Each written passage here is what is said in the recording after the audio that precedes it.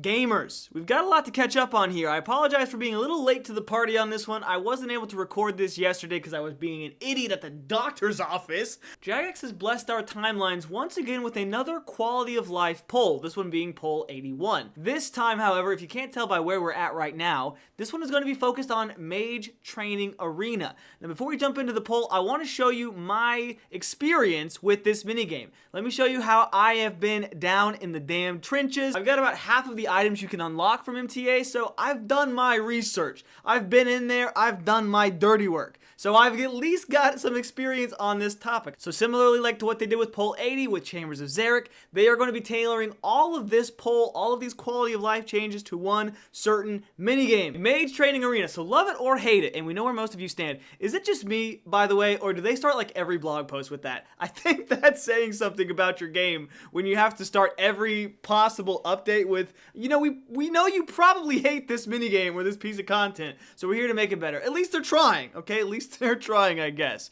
Mage Training Arena is an iconic locale and a staple for progression for many players. Is it though? Is it really?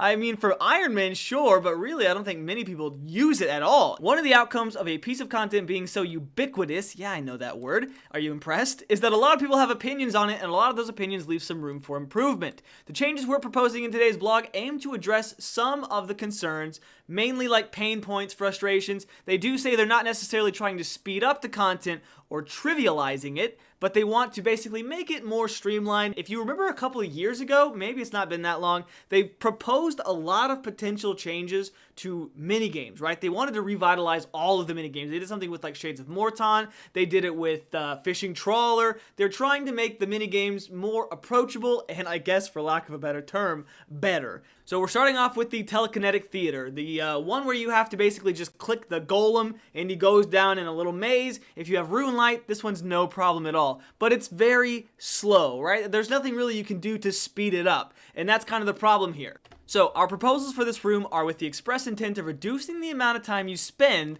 and waiting around for golems to move. Remember how in my last video I said that is the bane of any video game concept? Waiting when you're doing everything you can, but it doesn't matter. You can't do it efficiently, you can't speed it up, you're just waiting for the next thing to happen. Sometimes it's depending on what you're doing, but this specifically really sucks ass. Pardon my French, but it's ass, man. You have to just sit there. Alright, so first thing they want to try to do is speed up these statues' movement, which would make him essentially run, so he would just be sped up and move about at twice the speed that it currently does.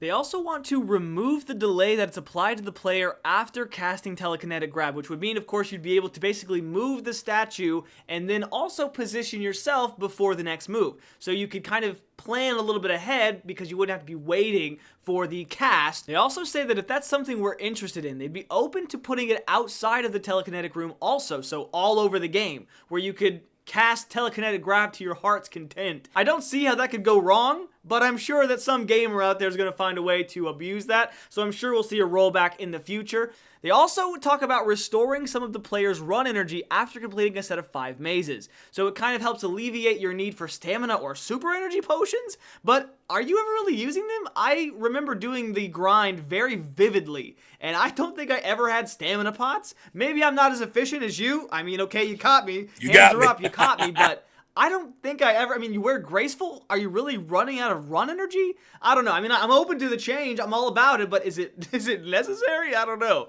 And then also automatically generate the next maze rather than requiring a dialogue prompt to set it up. So you don't have to talk to the damn thing 5,000 times. You just go right on to the next maze. If you're like me, you hate talking to people face to face. I love talking to you. Don't take it personally. All right, next up is the Alchemist Playground. I would wager this is probably everyone's most favorite room just because it's the most AFK. It's pretty click intensive, but if you're paying attention at least somewhat, you'll make some money and get some pretty good XP while you're there. Here's what they propose to change for the Alchemist Playground. They want to first reduce the number of covers from 8 to 6, so they would get rid of the 2 empty ones in each rotation, which is pretty sick. I'm all about that because now you're no longer getting absolutely jack diddly nothing, and so you're not feeling like you're wasting your time. You're at least getting some sort of garbage. Even if it's not what the rotation you're on is, you're at least filling your pockets with something. Less guesswork is always better, in my opinion. They also want to remove the cap on the number of coins you can deposit at once. So currently that cap sets at 12,000 GP, and any coins you accumulate past that basically are just wasted. They're gone. If you do too well, The government tries, the Jagex tries to knock you down. Isn't that how it always goes though, brother? It's always the same. It's just a shame, that's all.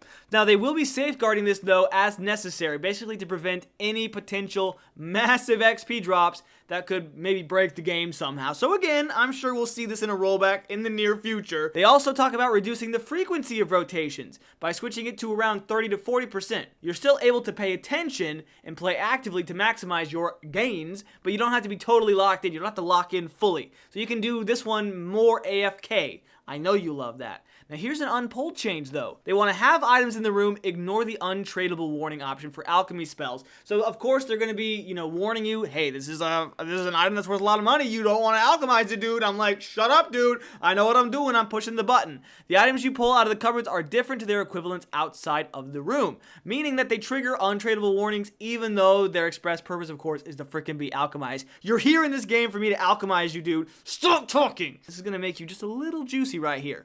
When players deposit coins that aren't a multiple of 100, you are given a chance of gaining 1 extra point. So for example, if you deposited 150 coins, you gain 1 point for the 100, and then a 50% chance to gain another point, similar to how they do with the Guardians of the Rift. So that way, you're not wasting your extra effort if you don't get all the way to a solid 200, 300, whatever it might be. Next up, gamers, we have the Enchanting Chamber. So this is an interesting one because there's lots of different ways to already play this room. You can do a variety of things like just going straight for the dragon stones, getting like the main points quicker, but not really using like the bonuses, the extra runes. You're kind of just hopping worlds, which is what Jagex does not want. If there's one thing Jagex doesn't enjoy or like, it's you doing something out of the box, bro. Like hopping worlds, that's not part of the game. That's not how the game's meant to be played in their eyes. So they don't have as many changes for this room because they mainly want to make the intended method, i.e. not world hopping. Like I said, all you hopping Harrys out there,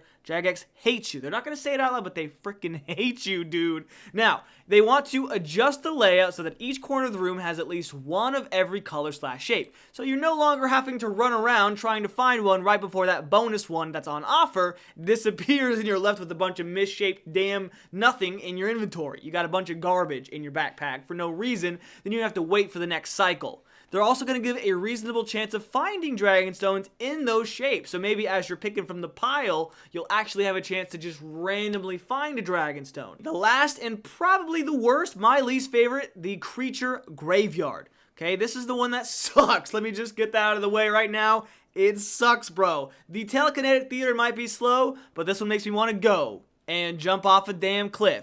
So, Creature Theater, this is the one where you have to basically use bones to bananas, bones to peaches to... You know what? If I'm being honest with you right now, I don't even know how the hell to do this one. I just kind of pick up the bones, cast the spell until I get enough points. So here's what they plan to change for the Creature Graveyard. First and foremost, they want to make the falling bones dodgeable. Wait a minute, do the bones fall from the sky? Hold on, is there something I'm missing here? Because I thought for sure you just take tick damage. Do you actually see the bones falling from this... There's people in here, I can't believe it. So maybe oh, they do. They do fall. I thought for sure you just take tick damage. Why did they fall from the sky? Since when was that a thing? I do not remember that. Maybe it's because I always stand in the corner. Like I said, I really never know what the hell I'm doing in this room. Okay, so they do fall from the sky. Prove me wrong, Jagex. Good for you. Alright, so they want to make the falling bones dodgeable, similar to other mechanics in other locations where you can actually run out of the way of them. So, you're going to be able to cast these spells to your little heart's content, just like Telekinetic Grab in the Telekinetic Theater. You're going to be blowing everyone's mind with the ability, the fastness, the quickness of your spell casting is going to go crazy, dude.